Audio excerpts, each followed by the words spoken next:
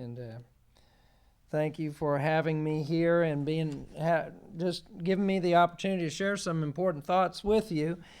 The challenge that we're faced with in our world, let's just look at a verse over here in 2 Corinthians chapter 4.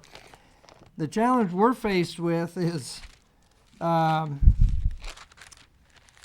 survival as Christians. God has called us with a specific mission in mind, and that is to be disciples. God wants us to be disciples and to make disciples. That's why God has left you here. I don't know if you've ever wondered why if heaven's so great, why did God leave us here? Why didn't He just save us and take us on out? Well, there's only one reason. That's because He wants you to be a witness in this world. That's why. And when we look at the counter part to this, we see in 2 Corinthians chapter 4 and verse 3, it says, "But if our gospel be hid, it is hid to them that are lost, in whom the God of this world hath blinded the minds of them which believe not, lest the light of the glorious gospel of Christ, who is the image of God, should shine unto them." Well, you see, we have an enemy who is the god of this world. Well, that means he's the one that people choose to follow after and worship, and of course we know that is Satan himself. And he's constructing the world in such a way that it blinds hearts and minds from seeing the gospel. I like using the illustration of Pilate and his dialogue with Jesus. And Jesus there in the last hours of his life on earth, Jesus was standing there dialoguing with Pilate. And Pilate said, or I should say really one-way conversation, wasn't it? Pilate said, "What is truth?" Now that's an interesting question to ask Jesus. Because what did he say of himself? "I am the way, the truth, and the life." So for Pilate to ask that question to Jesus, what is truth? Here we have an example where he was staring truth right in the eye. Didn't recognize it. Didn't see it. Why? Because blindness had taken hold in his heart and his mind. And there's a lot to say about that, why that happens. But the bottom line is this: Satan has designed a world to blind the hearts and minds of folks lest they should see the light of the glorious gospel and be saved. What does that have to do with creation and evolution? Quite a bit. Sir Arthur Keith had made a comment that he was a Christian, whatever he meant by Christian. But he said, "I was a Christian up until I discovered the truth of evolution, and then I realized I had no need for God." This is how diabolical this teaching is. It is used to separate those who grow up in churches and grow up in Christian homes, to separate them from their faith. Lost and saved alike. I've seen it happen over and over again where we have young people who come to college, and we do surveys on campus, usually in the fall semester, beginning school. We do surveys, and we ask 4 basic questions. One of them is, who do you think Jesus Christ is? And we have multiple choice.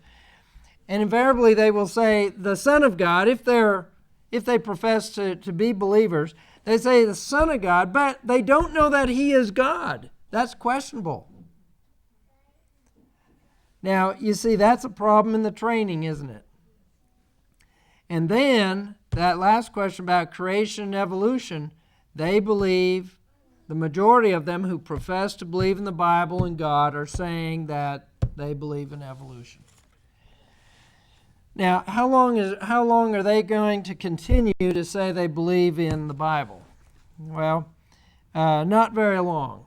Because immediately in the culture of college, you start in your freshman classes. You're in English Lit, and you're in history, and your philosophy.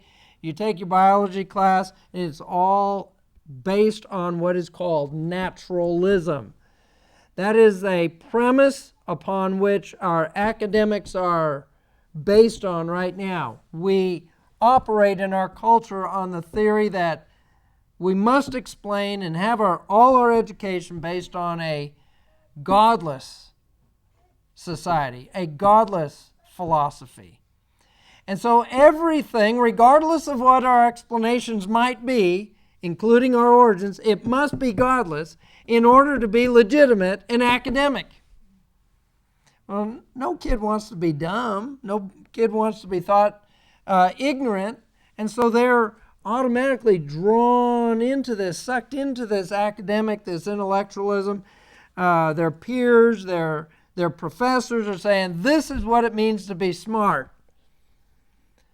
And so they abandon their faith.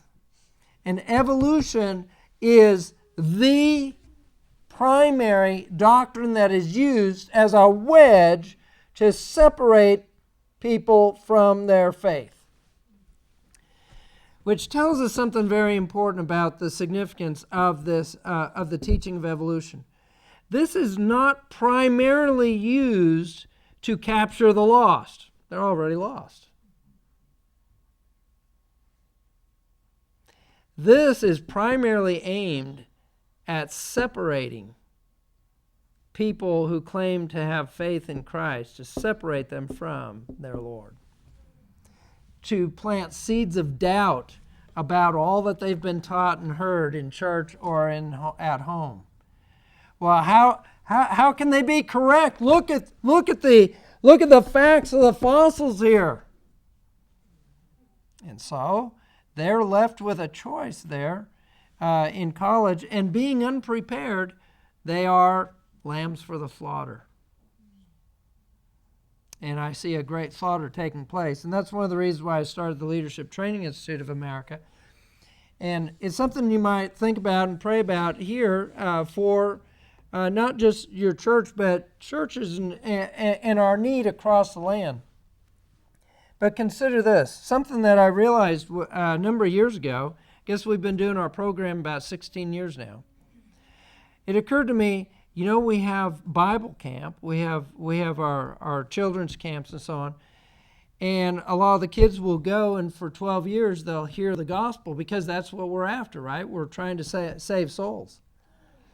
And it occurred to me as I'm watching these kids come to college, and the lambs for the slaughter, and untrained and unprepared to give an answer to every man that asks of the reason and hope that lies within them, I'm thinking, how many times do you have to get saved? How many times do you have to hear a gospel message? We are lacking training for our youth to go further and be more sophisticated in the battle that's out there, outside these doors. It's unsafe out there. This is safe in here. But it's unsafe out there, and we must engage the enemy with the kind of sophistication that they are aiming at us. And it is sophisticated. And we need to have a decent answer. And so this is a niche that I'm fitting here. And so this week I'm giving you some information. I'm equipping you with probably more than you want to know. And no, okay, there. See, Brother Isaac said, no, keep it coming. All right, Isaac's speaking for himself. Is that right? Okay, yes. All right. Now, I know when I'm speaking on this with this particular lecture series, this is the sort of thing I'm showing you. This is sort of lecture and material and the approach I take to a secular audience. And as I mentioned the other night, I've had a number of professors who've come to me and said, this is the way to present it. I disagree with it, but this is how it ought to be presented. I've had them come and shake my hand and say, thank you, I appreciate this. in the lecture hall where an evolution professor in Cletus had me come and speak to his class. After the lecture was done, he came down in front of the class and told his class, this makes the creation science model credible. That's all I'm looking for. And as I told him, I'm not here to attack evolution. I'm here to show you that the creation science model is a legitimate, credible scientific explanation for our origins. See, that's different than saying evolution didn't occur. Now, I don't think it occurred, but I'm trying to gain a listening ear. I don't want to shut them down and prevent them, well, actually contributing to blindness, where I can shut off the minds. You know how this goes. You've talked to people. You can go insult people. You can tell, you're wrong. Now try and talk to them. You know, they already know what I think. They already know I think they're wrong. They think I'm wrong. But it doesn't have to be said because now you're being insulting. So what we want to do is become all things to all men, that I might by all means save some, as Paul said, right? That doesn't mean you have to become an evolutionist, but you do want to become a decent person so you can communicate effectively. And when you're communicating to a culture out here that's being educated. You don't have to go to college to be educated in evolution, do you? All you have to do is turn on the TV. From Sesame Street to PBS programs, Discovery, Nova, you name it. It's all over the place. We're being indoctrinated and educated, the entire culture. You can see it in the newspaper. We're being inundated and educated to be humanists. You say, well, I am a human. Yes, you're a human, but humanist is following after the human-derived philosophies, the human-derived ideas rather than God-derived ideas. And that's where there's separation between humanism and God. Now, a lot of the material I present, I know is challenging, so I've got a website here where you can go out, creationinsights.org right here. You can see that. And it's got a development of thoughts. My niche is to show how to organize material. So there's not a lot of detail, specifics of information, but that's why I send people over to creation.com. It's easy to remember too. They are a great group of people. I refer people there. They have layman, professional, and children's materials. They are a good source. I like referring people there. They have good, intelligent, thoughtful articles and fairly accurate. Not all materials that you read are accurate. I don't feel they're accurate. And so I like to send people over to creation.com, and they do a good job. And then I wanted to also show you here, there's a blog of information. So occasionally I'll put something up. I just put up the creation memory verses just before I came here to Kingfisher. And just put out information when I'm going somewhere, like coming here. And then on the right-hand column of this page, there's a list of articles here. But here is the pre-conference questions. If you want to send me a question, you can just click on that link and it'll open up a box and you can send me a question. There's the Creation Insights survey. So you can take the survey. And usually I like to get that before the conference, then I know who I'm talking to. I've had some interesting responses. And then there's a conference evaluation. I always like those because I like to hear if we hit the nail on the head, and if there's some critique, I always use that and take that to heart too, and try to make adjustments, always trying to make an improved impact in the ministry here, and trying to equip people for their, for their ability to give an answer to every man that asks of the reason of the hope that lies within them. Amen? That's what we're here for. Now, last night, just by way of review, what did we cover? What was the last thing we covered? Origin of the universe. All right. Very good. Thermodynamics, which dealt with the general topic of origin of the universe. Now, what is the context of origin of the universe? And I'm going to have this full screen in just a minute. But what is the context of the origin of the universe? Context. What's the big idea here? Where does this fit into the big scheme of things? How we ought to be thinking? From our view or from their view? Yes, from your view. Intelligent creation. All right, there's an intelligent creation. When we try to communicate the ideas, the legitimacy of the creation science model, there is a better way than most ways to present the creation science model. If you recall, I was describing the other night about how you listen to a debate, a typical debate between a creationist and evolutionist, and they're arguing like this. They're not coming together like this in a meaningful way where people can really understand what's being said. Usually they're going like this. Why? An evolutionist starts out with mutation and natural selection and speciation and argues backwards. Why? Anybody remember why? And I demonstrated it last night. Because we can prove them wrong by the laws of... The laws of science are against the evolutionary claims. They support the creation science claims. So a creationist begins with the laws of science, with the origin of the universe, and then argues forward. And so they're arguing in opposite directions. And typically the way this works is an evolutionist is thinking about biological evolution, speciation, and he hears the argument of laws of thermodynamics last night. As I was telling you about this debate I had ongoing for 2.5 years, meeting with the geologist from the University of Arkansas and a medical doctor in town who is an amateur anthropologist. The challenge there was trying to get a listening ear so that they could understand what I was saying. Now, they were arguing backwards. Dr. Cherry had been in Bible studies and seminars with me for 2.5 years, not just the debate. We're friends. He said, whenever you're talking, I want to be there. Now, that's 2.5 years.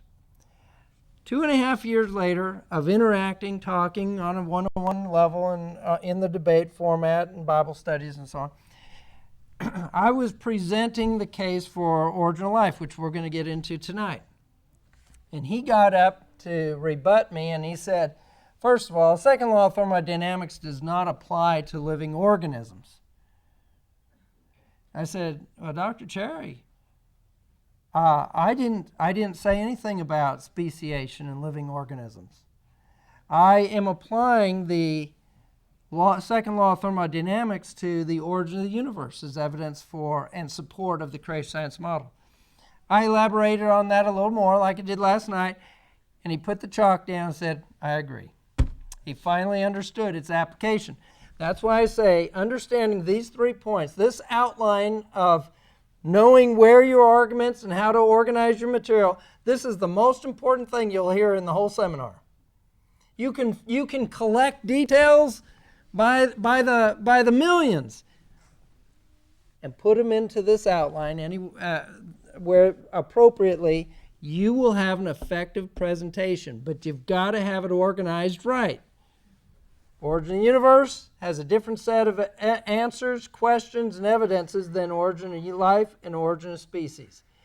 If you get them mixed up, as they often are, I hear them mixed up all the time, people on both sides saying, you don't understand what I'm saying and you're out to lunch. That's because the information is being misused and disorganized. So that's the context. We dealt with the evidence of the laws of thermodynamics as they apply to the origin of the universe, not the origin of life, not the origin of species, origin of the universe. So we go on tonight And we're going to go into the big picture now of the origin of life. And I think you'll enjoy this. Just like last night, we got laws of science on our side. And with the laws of science, the evidence is irrefutable. As of today. Now, what's the significance of saying that? You remember? Laws are meant to be broken, as Dr. Harder screamed out in a seminar to me one time. Yeah, okay, that's fine. Laws are meant to be broken. What that means is scientists are engaged in always trying to disprove things. That's fine, because they know that they're not omniscient. They don't have all knowledge. They'll never know everything. So science is not engaged in the quest to prove things. They are in a quest to disprove things. And so, yeah, they're going to try to disprove the first law of thermodynamics, second law of thermodynamics. But the problem is, as of today, those laws are still laws and irrefutable and in support of the creation science model, particularly for the origin of the universe. All right. That by way of introduction and setup. You ready to learn about the evidence for the supernatural origin of life now? All right, I see some smiles and eagerness. That's good. This is going to be as easy as last night. All right. I hear the laughing. Now, I mean, what is the first law of thermodynamics anyway? I told you all you have to do is say the word and people go, okay, you win. Now, energy cannot be created by natural means. In other words, something cannot come out of nothing by itself, by natural means. And I told you, see, that really gets some of my detractors agitated. You'll never find that in a textbook by natural means. And the way I dealt with that criticism was what? Yeah, what's wrong with the statement? Ah, there you go. All right, so you won't find it in a textbook, but there is no official definition of the first law of thermodynamics. So put it back on them and say, okay, now what's wrong with this statement? There are many ways to describe the first law of thermodynamics. You can say it in many different ways. The law of conservation, for example. Whatever goes into a reaction must be accounted for coming out of a reaction, or you can reverse it. Whatever came out of a reaction must have been put into the reaction. There are many ways to describe the first law of thermodynamics, but they all have the same basic understanding that something cannot come out of nothing. But it has been demonstrated that something can come out of nothing. Twice now, demonstrated in the laboratory. What are you going to say to that? Okay, that's a lie. Well, what you can do is you just say, what experiment are you referring to? And sometimes that shuts them down right there because, well, I heard that it was somewhere, but I don't know what. Now, if they say, well, that was the vacuum chamber experiment, then what do you point out? It was one form of energy changed into another form of energy, radiation into particle energy. That was not something from nothing. Great. See, you guys got this. You even have the rebuttals. Not that you'll probably hear them, not too often, unless you're walking on the college campus. But see, you are more prepared than most now to give an answer and be reasonable about it, and be able to counter some of the falsehoods that. Like I told you, Dr. Harder's a particle physicist. He knows better than saying something can come out of nothing and say, hey, that's been demonstrated. That is a bald-faced lie.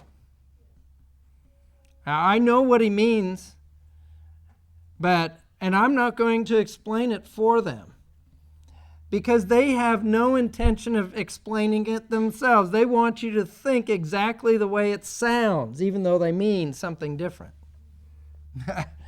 See, that's deception, isn't it? Brother Barry, what was... Oh, yes, there was another... Brother Barry went out to read some critiques on me, some negative things, some of my detractors. And So he brought up the situation where they said, yeah, well, one of the responses to the first law of thermodynamics, second law of thermodynamics, well, because I've been in some email and internet debates as well, and they said, well, the laws that you're referring to, first, second laws of thermodynamics, didn't exist prior to the Big Bang. So that the laws could not prevent, or there could be no violation of those laws prior to their existence.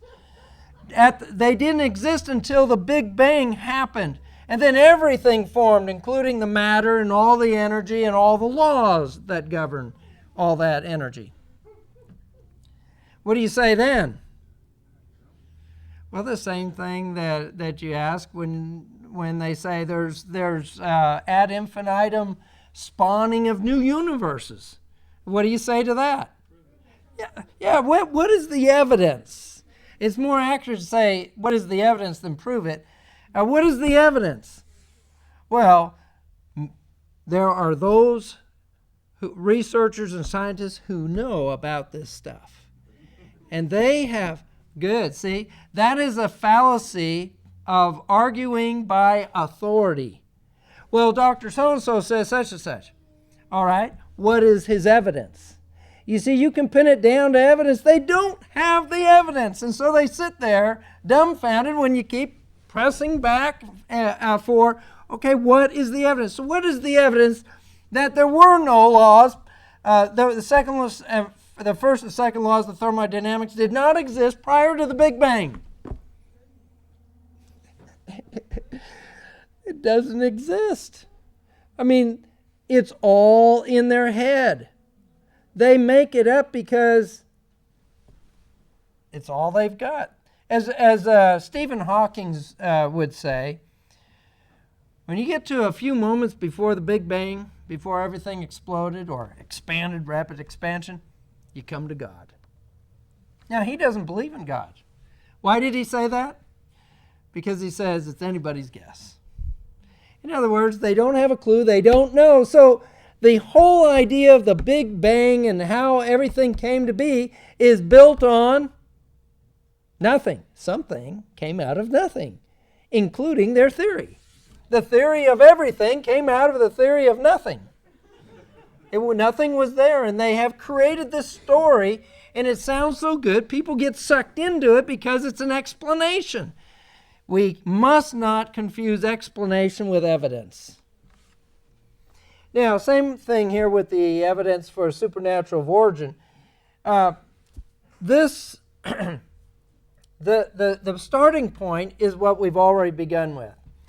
If the laws that exist today, and that's how science works, by the way, what we know today, not what we hope to find tomorrow as the evolutionists are hoping, but as of today, the first and second laws of thermodynamics support and argue for the supernatural origin of the universe. And that the evolutionary idea and theory contradicts those laws. So clearly they're unscientific. The creation science model is scientific. Now, that means as we move forward, the creation science model has a legitimate scientific basis to propose a supernatural origin for life. We've already demonstrated supernatural origin evidence and support for the universe, now life. And so we're moving forward.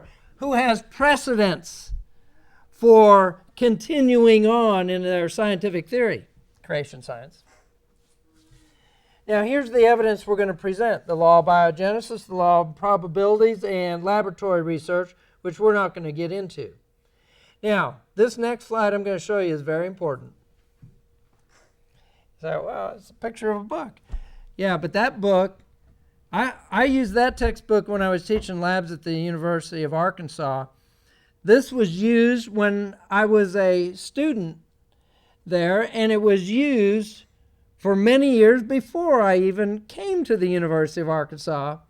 And then after a seminar I was giving one semester called Evolution Dilemma, that textbook disappeared. It was never used again. It was removed from the shelves at the University of Arkansas, and it's never been seen on campus again. So I've still had it in my shelf, so I took a picture of it. And and the reason for that is its quote is contrary to the teaching of what was being said and claimed at the University of Arkansas in the biology class. Where a cell exists, there must have been a pre-existing cell, just as the animal arises only from an animal and the plant only from a plant. That is in the Helena Curtis Biology Textbook, 2nd edition, published by Worth, page 90. Dr. Kramer, since passed away, but she was the zoologist. She was sitting on the book committee that approved this book over and over and over again for many years. She was sitting in on the lecture that I was giving on evolution dilemma. And she was sitting there challenging me and shaking her head and objecting as I'm talking. And I was defining words and I was drawing on resources. And in this case, on the Origin of Life, this is the law of biogenesis. She said, no, that's not the way it is. I said, Dr. Kramer, this is in the biology textbook used here at the U of A. You sat on the book committee and approved this. It disappeared. Now, when it disappears, it's been censored.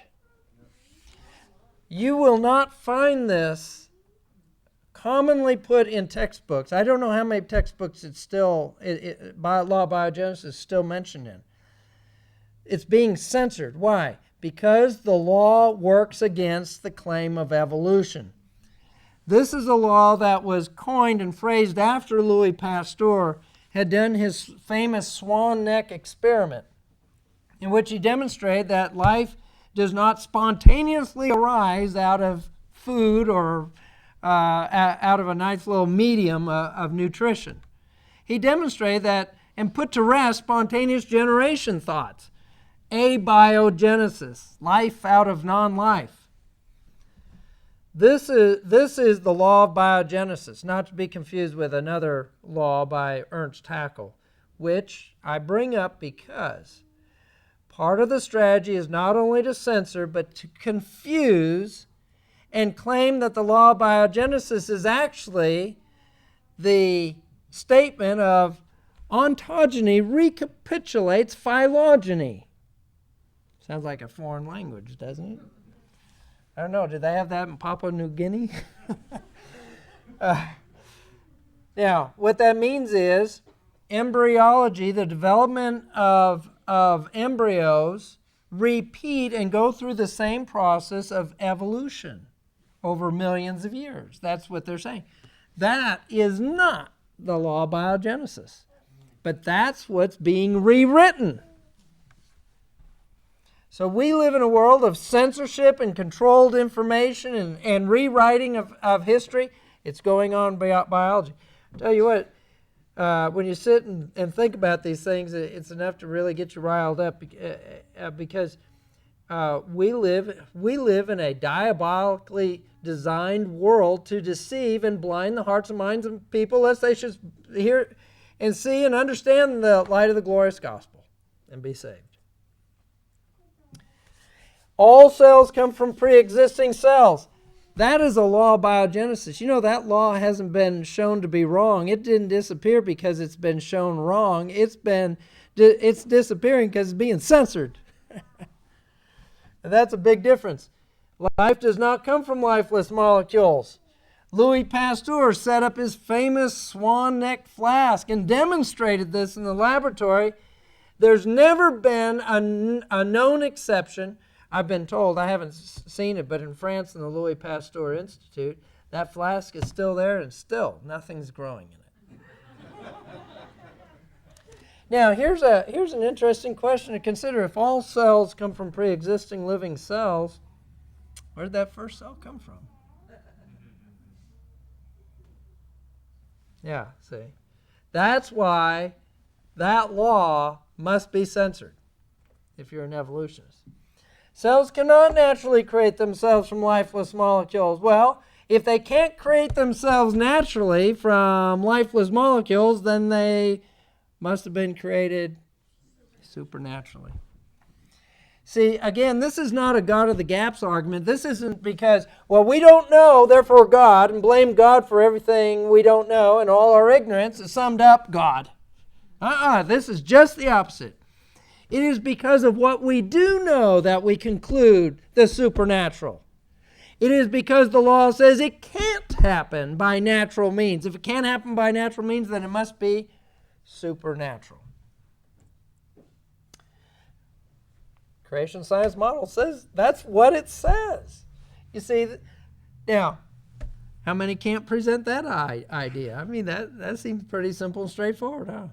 It is just that simple. Now, you might not know about this, and recently, this past year, this organization has ended this competition. Not because someone won the $1 million, but because they haven't had any legitimate submissions. Now, this is an evolution group, Original Life Foundation. They have been offering $1 million to anyone who can offer a plausible explanation of how life could arise from lifeless molecules. You don't have to create life in the laboratory. You don't have to demonstrate evidence for life in the laboratory. All you have to do is offer a plausible explanation of how it could happen.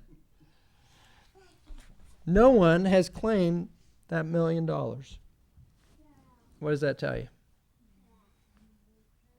Nobody even has a plausible explanation. That's right. Nope. Oh, there's plenty of explanations out there, by the way, but not a plausible explanation.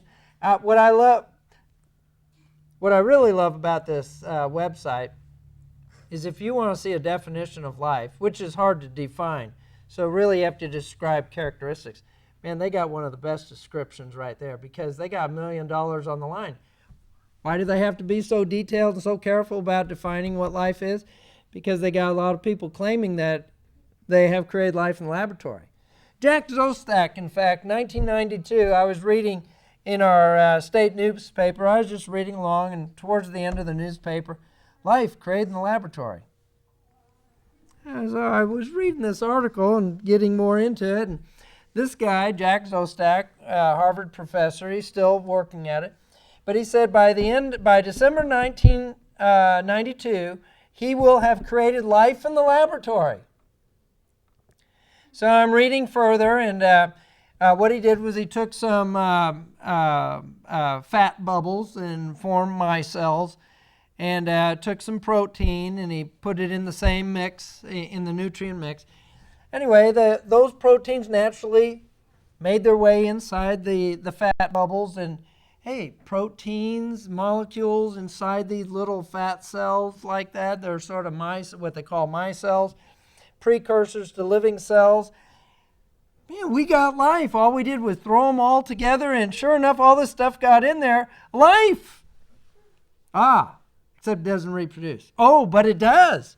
And he said, these things are actually reproducing themselves. So I read further, and the way they're reproducing themselves is shaking the flask, and it makes the bubbles divide. I'm telling you, you gotta take all these claims a little further. You know, as Paul Harvey would say, now for the rest of the story, folks. Now, he had all the elements, he claimed, that we have life in the laboratory. I was thinking about this. I told my wife, I said, we're creating life in the kitchen sink every night, You already got the bubbles. You're scraping all the leftovers, all the fats, nucleic acids, and carbohydrates into the water, and they make their way in there. You put your hand in there and shake it up, and the bubbles divide and reproduce, and you got life. That's exactly what's going on here in the flask. Sure enough, creating life in the kitchen sink. For a lot less money than we're paying for this kind of research. Well, the foundation, the Original Life Foundation, wants to encourage this process. As I said, these are not creationists daring the evolutionists to come up with a theory. These are evolutionists trying to promote and encourage more research in this area and get more people on board. How did so many biochemical pathways get integrated into one coherent, unified, and sophisticated metabolic process? There is no coherent. There is no plausible explanation to explain this. And so, they have no, they kept their $1 million. But evolution proposes only natural explanations. So what's happening is evolution, spontaneous generation, is contradicting a known, though censored, law of science, which as of today stands irrefutable and no known reason why it will ever not be a law or shown to be wrong. Models that contradict laws of science are unscientific. Well, evolution is claiming something that contradicts the law of science. It makes it unscientific.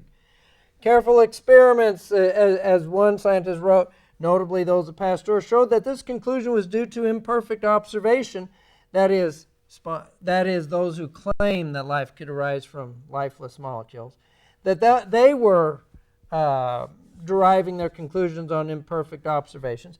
And it became an accepted doctrine, the law of biogenesis, that life never arises except from life. So far as actual evidence goes, this is still the only possible conclusion.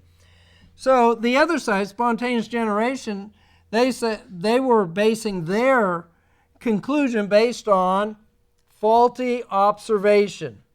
Louis Pasteur came up with this famous design in the swan neck flask to demonstrate and eliminate all the criticism that you're killing the vitalism and all kinds of things that were going on that they were claiming. He designed that flask, and it laid to rest this claim that life can come from lifeless molecules. And so far as the actual evidence goes, this is the only possible conclusion.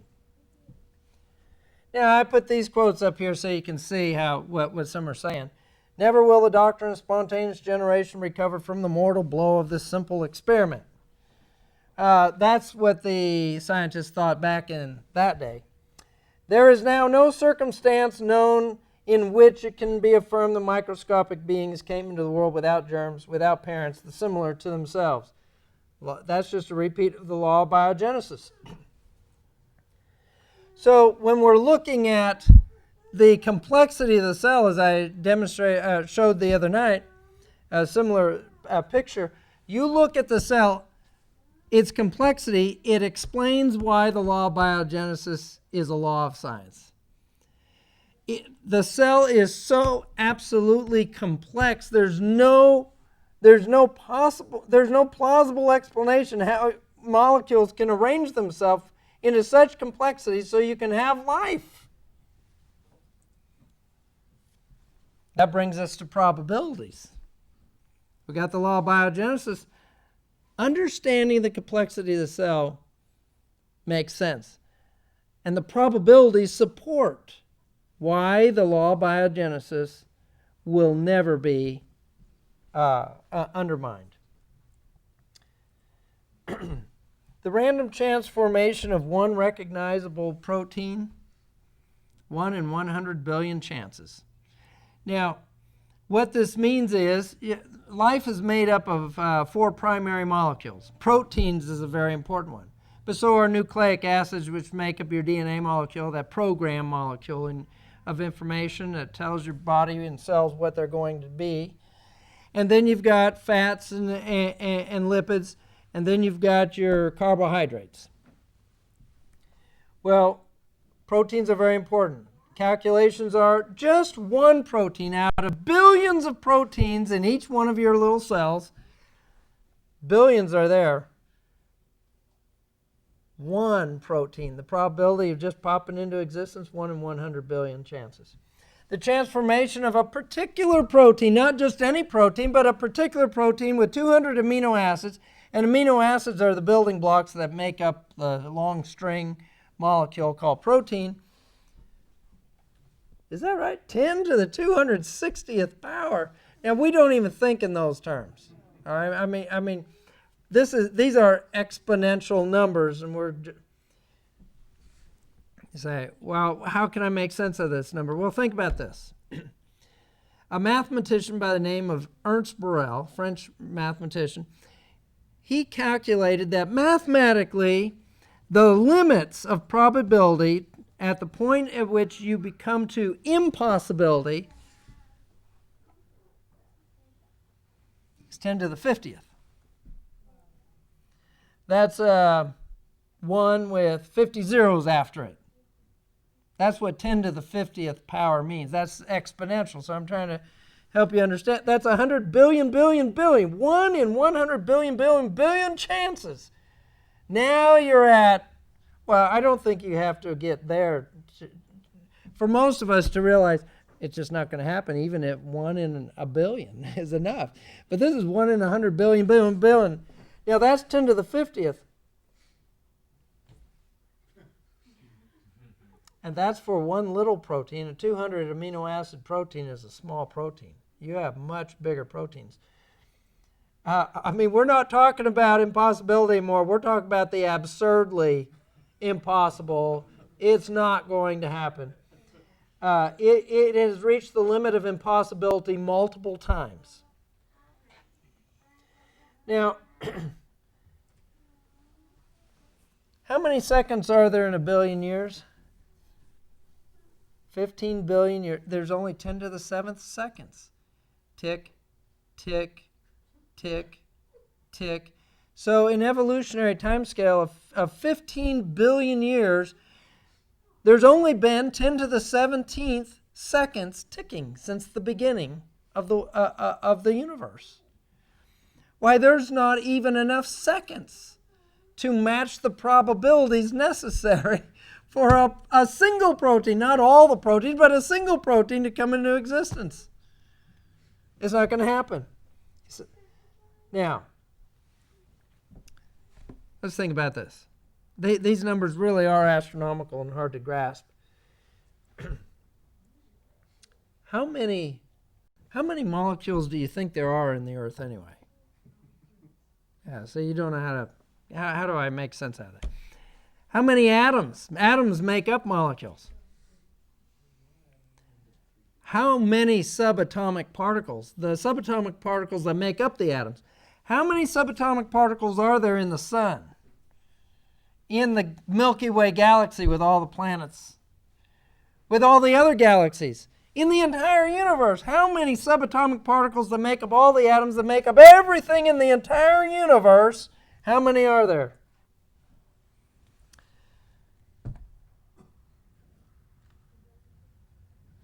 Ten to the 11th power. Say, now wait, that number is just too small. No, that's how big that number is. We don't think exponentially. That's how huge these numbers are. And we're talking about the probability of a single protein of 200 amino acids being 10 to the 260th power. Astronomical. You just look at the massive numbers. 10 to the 24th kilograms for one. For the sun, 10 to the 30th. The whole universe, 10 to the 52nd. We haven't even reached 10 to the 260th power. Well, I hope that helps you, Chad. Yeah, just to give you an idea, these numbers are astronomical. Oh, 10 to the 80th subatomic particles. The other one was atomic.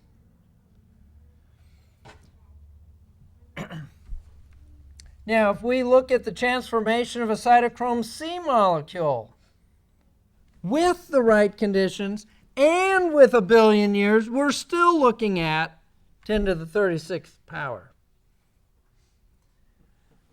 What about a hypothetical cell? 124 proteins, theoretically, is what this is based on by Dr. Morwitz. From molecules to a cell with 120. Now, we already know the astronomical numbers for one protein, right? So just to have 124 proteins in a cell, what do you think the odds are there? Now, there's 10 to the 80th power subatomic particles in the entire universe. From molecules to cell, 10 to the 340th millionth power. 10 to the 340th millionth power. Oh man, again, we are talking about the absurd. There's no way it can possibly happen. And so, if these numbers are right, it shows that why the law of biogenesis stands as secure as it does. It's not, life cannot originate naturally. If the natural process, a natural spontaneous generation of a cell is astronomically impossible, then the first cell must have been supernaturally originated. Guess what? The creation science model is supported by the empirical data. Remember, physical, tangible evidence in science. Evolution is proposing that it happened anyway, in spite of the law. They're contradicting the law. Models that contradict laws of science, the law of probabilities, the law of biogenesis, are clearly unscientific. It's just not going to happen. Now, here are the basic 7 steps, depending on who you read and what researcher you're following. And Dr. Jack Szostak, I mentioned earlier, he's running on a 12 steps from molecules to cell. They change it every now and then as they find new things, steps that they have to knock off. But basically, there's 7 steps from one kind of complexity to another, from simple monomers to polymers to a meaningful code, that's the DNA, to transcription, translation, forming protocells, or the micelles I mentioned earlier, and then a living cell. We're not going to talk about all these. This is the biochemistry, but I just wanted to show you, these are the things that have to happen. You just don't go from simple molecules into a life. They have to have all these other complicated steps they have to go through. It's not going to happen. It occurred to me,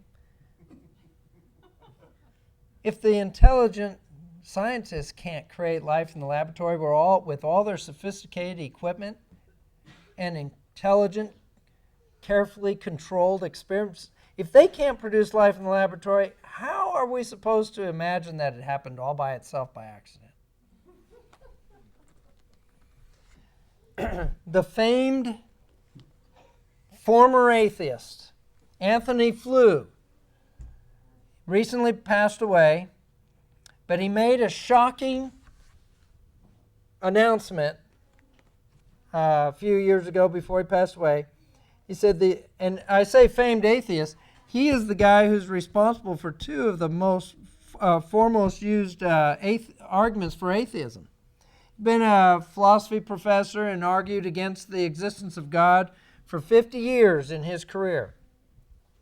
And at the end he said, the only reason which I have for beginning to think of believing in the first cause God is the impossibility of providing a naturalistic account of the origin of the first reproducing organism. In other words, life must come from life, and the first cell must have come by a first supernatural cause. Now, I brought this up in a seminar, and someone said, yeah, well, he's an old man, he's getting ready to die, he's not thinking clearly. Hey, you listen to what he has to say. He's been struggling with this question for 20 years. He's been focused on this question. And after 20 years, he said, it's not going to happen. And that is what caused him then to come to the conclusion there must be a supernatural first cause.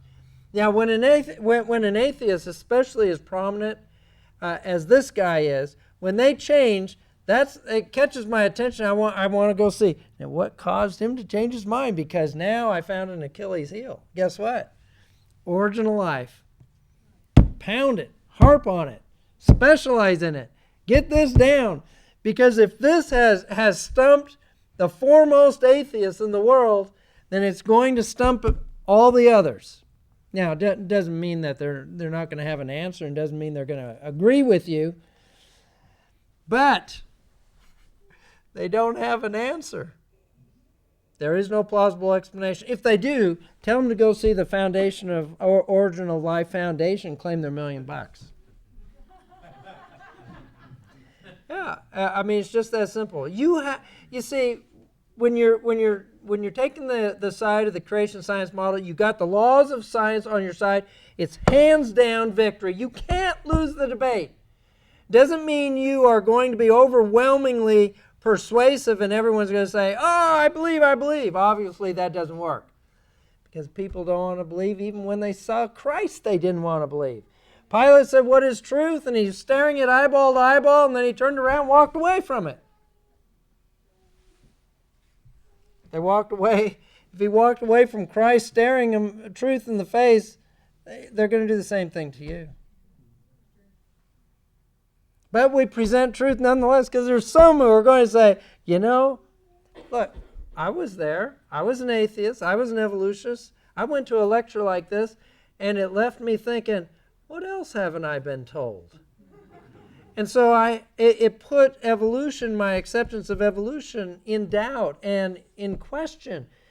And I started investigating myself and eventually broke it down, and I was prepared and ready then to accept Christ as my Savior. So yes, you can gain some people this way. The only explanation consistent with and supported by the laws of biogenesis and probabilities is the creation science model. Life must have been created supernaturally. It all supports the creation science model. Now, here's the famed Richard Dawkins, who is one of the foremost and most well-known spokespersons for evolution and what I call the belligerent evangelistic neo-atheist of the day. He says, nobody knows how it happened. But somehow, without violating the laws of physics and chemistry, you see what this does is this sucks people in. The wording is what sucks people in. Oh, yes. Yes, it did happen that way without violating the laws. Now, wait, that's a statement. That's not evidence. That's just a statement. Saying it's true doesn't make it true.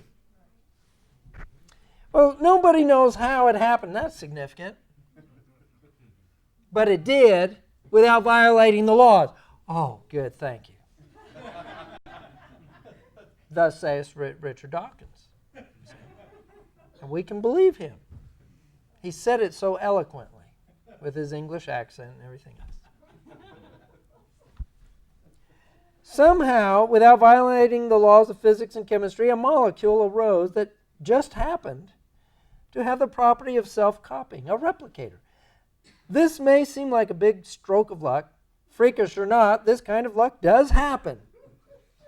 And it had to happen only once.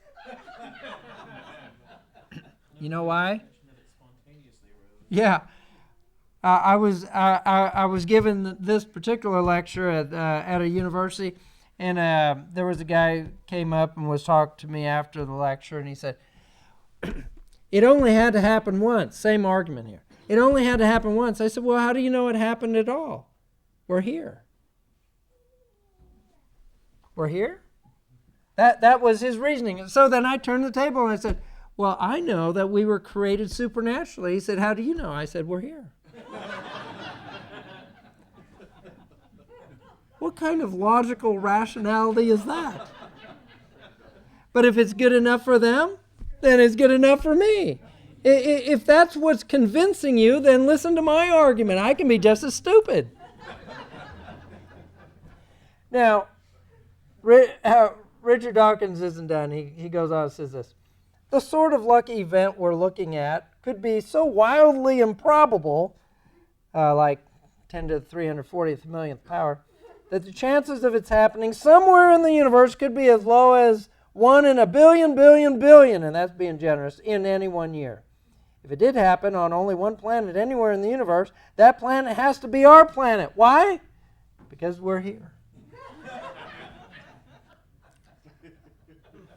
And if you are a believer in evolution and don't believe in God, you hear this kind of stuff and you say, oh boy, he said it so well.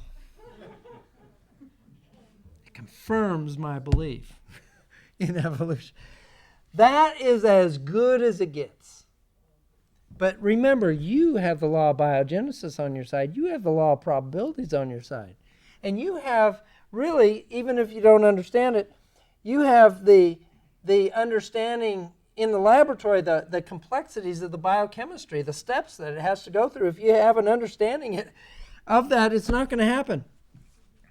when I was in the Department of Microbiology, there was a lot of controversy that centered around me, as I mentioned the other night. And I was censored, and to get my degree, I had agreed to censorship, and I had agreed to take another class in evolution, which turned out to be a one-on-one course for me. And as I told Dr. Carr, you know why? He said, I never had a student start out so knowledgeable about evolution. I said, well, you know why I'm here. It's not because I don't know evolution. It's because I don't agree with it. That's why I'm sitting here in the class with you. Well, after I left the department, a friend of mine was a grad student. He was sitting in on a class being taught microbial physiology. And Dr. Talbert, who was the head of the department, he was describing cell metabolism and describing biochemical pathways. And Robert said, you know, Dr. Talbert stopped, and he turned around and looked at the class. They would never say that while I was there. He said, Dr. Talbert turned and looked at the class and said, you know, this makes you want to get your Bible out and read it. I'm making the point, when you understand the complexities of the metabolism that's going on, what it takes for life to exist, you can't imagine how it could possibly have arisen by itself. That's why there is no plausible explanation. That's why you have to have the foremost spokesperson for atheism and evolution say this kind of stuff. The fact that he has something to say doesn't mean it doesn't have to make sense. It just has to be said to comfort them. The current accepted evolutionist origin of life scenarios are untenable. The solution to the problem will not be found by continuing to flagellate these conclusions, which is sort of play on words. It's a pun because bacteria have flagella. And so flagellating these, whipping these things, these explanations. So far, none of the current theories have been substantiated or proven by experiment. No consensus exists about which, if any, of these theories is correct. Solving the mystery may indeed take longer than the origin of life itself. In other words, don't hold your breath for a plausible explanation. All right. That sets us up for tomorrow night then.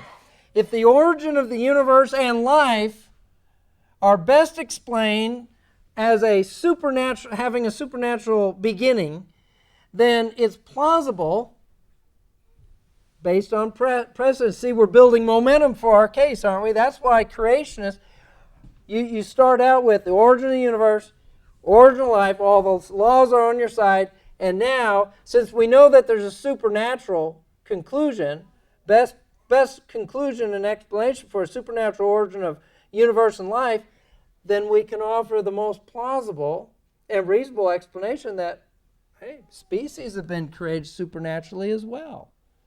Why not? And so that sets us up, and I'll go through those arguments tomorrow night, and I'll explain some important thoughts about speciation and how to approach the evolutionists. Because what I mentioned earlier tonight is this is the stronghold. This is where evolutionists start, with speciation. So tomorrow night's very important. I'm going to make several points that are going to be critical to making your case. But to make your case strong, you have to begin with the origin of the universe and life and then go to species.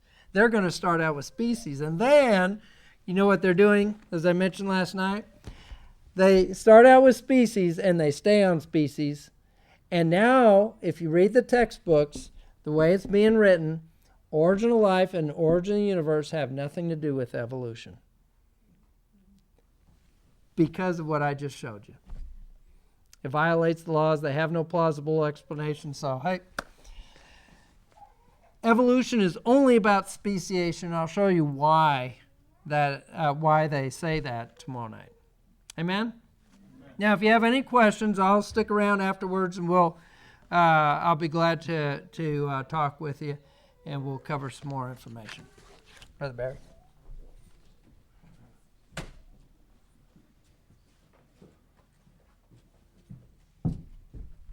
Very good. So did you get all of that? Ready? Well, I'm sure you did. Let's have a song to just find us one. Adam. I've picked it the last two nights, so Just pick something that's going to get the blood flowing so we can drive home safely. So I'll stand up and kind of